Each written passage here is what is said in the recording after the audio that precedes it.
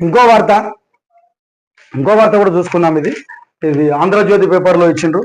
ఇది ఏంటంటే రాజాసింగ్ సంబంధించినటువంటి వార్త. రాజాసింగ్ వాళ్ళది ఒక వార్త ఇచ్చిండ్రు, అదొకసారి మనం చూసుకుందాం. అది రబ్బర్ స్టాంపు అధ్యక్షులు వద్దు అని చెప్పేసి ఆంధ్రజ్యోతిలలో ఈ ప్రధాన వార్తగా ఇది ఇచ్చిండ్రు. ఒకసారి చూసుకుందాం. ఇక్కడ కూడా ఇచ్చిండ్రు, రాజాసింగ్ రూటే సపరేట్ అని చెప్పేసి ఆయన వార్త ఇచ్చిండ్రు. ఏంటంటే తెలంగాణ బీజేపీ అధ్యక్ష నియామకంపై రాజాసింగ్ సంచలన వ్యాఖ్యలు చేశారు.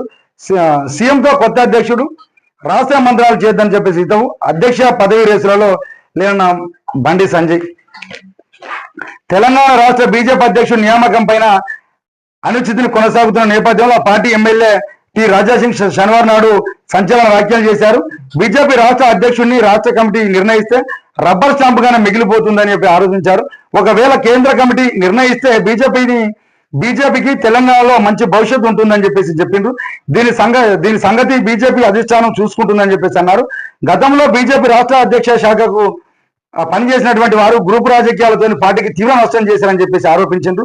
తెలంగాణ బీజేపీ శాఖకు వచ్చే కొత్త అధ్యక్షుడు రాష్ట్ర సీఎంతో రహస్య మంత్రాలు జరుపుతూ బ్యాక్డోర్ రాజకీయాలు చేయొద్దని చెప్పేసి ఇదో పలికండి. ఇప్పుడు వచ్చే బీజేపీ హిందుత్వ పార్టీ అని చెప్పేసి ధర్మం కోసం పనిచేసే కార్యకర్తలను బీజేపీ తెలంగాణ నూతన అధ్యక్షుడు గుర్తించి వారికి సముచిత స్థానం కల్పించాలని చెప్పి విజ్ఞప్తి చేశారు. ప్రస్తుత పరిస్థితులలో ఏ విధంగా ఉంటుందో చూడాలని చెప్పేసి అంటాడు.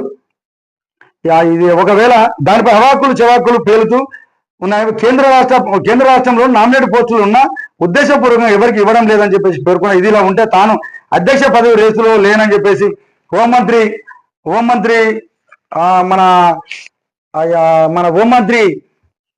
కేంద్ర హోంశాఖ మంత్రి బండి సంజయ్ గారు అధిష్టానికి అన్నారు. తన కేంద్ర మంత్రి పదవి బాధ్యత అప్పగించారు. పార్టీ నమ్మకాన్ని నిలబెడతా, ఒకవేళ పార్టీ ఆదేశిస్తా మాత్రం తీసుకుంటా అని చెప్పేసి ఆయన మాట అంటారు. ఒకవేళ రాష్ట్రం నుంచి ఇస్తే మాత్రం కంపల్సరీ రబ్బర్ స్టాంపుగానే ఉంటాడు.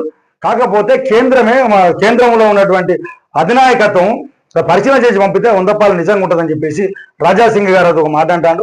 తను ప్రతిసారి వివాద వాక్యాలలో ఉంటాడు. సోషల్ మీడియాలో వేదికగా అసంతృప్తి జ్వాలలు, రాష్ట్ర పార్టీ ఆఫీస్కు దూరం, సొంత ఎజెండాతోనే పయనం అని చెప్పేసి అంటారు. రాజాసింగ్ అంటే ఆయన సొంత బుల్లెట్ పైన పోతాడని చెప్పేసి అంటారు. రాజాసింగ్ బుల్లెట్ పైన పోతాడు, మంచి హిందుత్వవాది ఆయనకు అని చెప్పేసి అంటా ఉన్నారు. ఆయన సొంత ఎజెండాతో గెలుస్తారని చెప్పేసి అంటాను. సోషల్ మీడియాలో కొన్ని వార్తలు వస్తాయి. పార్టీలోని కొందరు నాయకులపై రాజాసింగ్ తరచూ చేసే వ్యాఖ్యలు సోషల్ మీడియాలో వైరల్ అవుతుండడంతో కార్యకర్తలు నాయకులు గందరగోళంలో నెట్టేస్తుంది.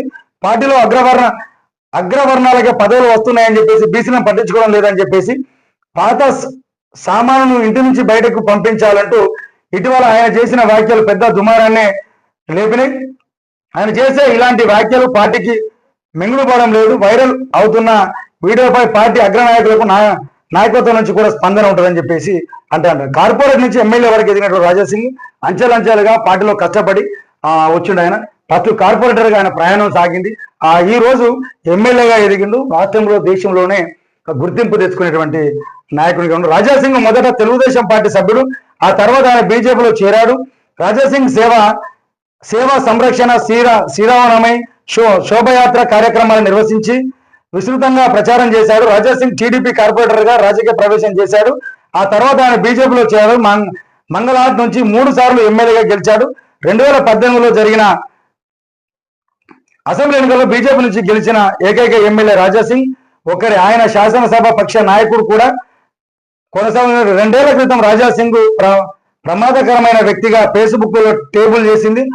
ఆ తర్వాత అడ్డుకోవడానికి ప్రయత్నించారు. రాజాసింగ్ పోలీసులను అరెస్ట్ చేసిన తర్వాత విడుదల చేశారు. కాబట్టి దీని మీద ఏం జరుగుతుంది, ఏం కథని ఆలోచన చేయాలి. 7 ఏళ్లకు పైగా సస్పెన్షన్ చేశారు. గతంలో ఆయన వర్గం వారిపైన చేసిన వ్యాఖ్యలను వివాదాలకు కారణమైన వాళ్ళు పోలీస్ స్టేషన్లలో ఫిర్యాదులు రావడంతో పార్టీ అధిష్టానం ఆగ్రహించి ఆయన పార్టీ నుంచి కూడా సస్పెండ్ చేశారు. అయిన తర్వాత ఆయన మళ్ళీ పార్టీలో చేసుకొని పార్టీలో ఇచ్చిండు, మళ్ళీ ఎమ్మెల్యేగా ఎన్నికయ్యిండు. కాబట్టి ఆయన ఎక్కడ తీసుకున్న వివాదపర వ్యాఖ్యలు ఆయన తోసిందే మాట్లాడతాడు. కాబట్టి అది ఆలోచించాలి. ఈ రబ్బర్ స్టాంప్ అధ్యక్షుడు వద్దు, పార్టీ కేంద్రం నుంచే తీసుకోవాలని చెప్పేసి రాజాసింగ్ గారు ఇచ్చిండు. ఇది ఏం జరుగుతుందా, ఎటుపోతుందా అని చెప్పేసి మనం చేయాల్సిన అవసరం ఉంటుంది. ఎందుకంటే రేపు దీని గురించి మనం చర్చ చేసుకోవాలని చెప్పేసి టీఆర్ నిజం నుంచి కోరుకుంటున్నాం.